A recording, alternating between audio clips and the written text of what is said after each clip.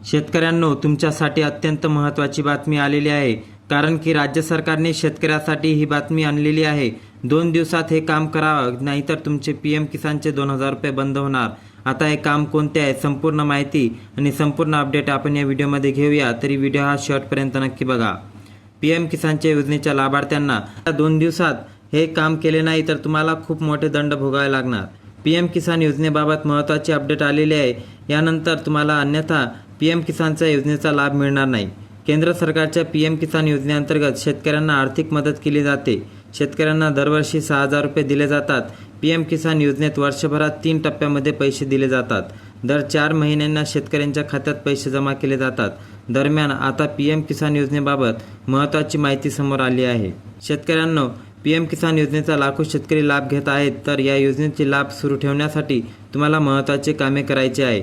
ज्या शेतकऱ्यांना तांत्रिक कारणामुळे KYC पूर्ण नसल्याने आणि कागदपत्र पूर्तता नसल्याने योजनेचा लाभ मिळत नाही, त्यांना एक महत्त्वाचे काम करायचे आहे।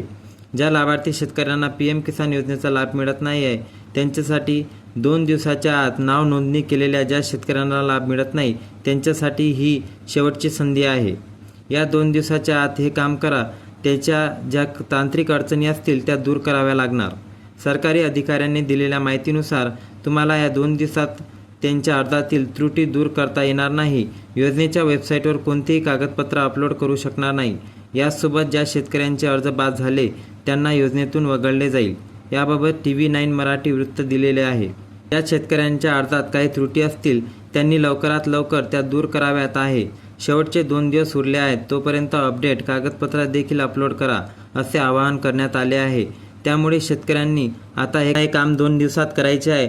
तुमचे राहिलेले कागदपत्र, तांत्रिक अडचणी सर्व दूर करा आणि अपलोड केलेले कागदपत्र पुन्हा अपलोड करा आणि लवकरात लवकर आपल्या जवळच्या केंद्रात भेट द्या। धन्यवाद।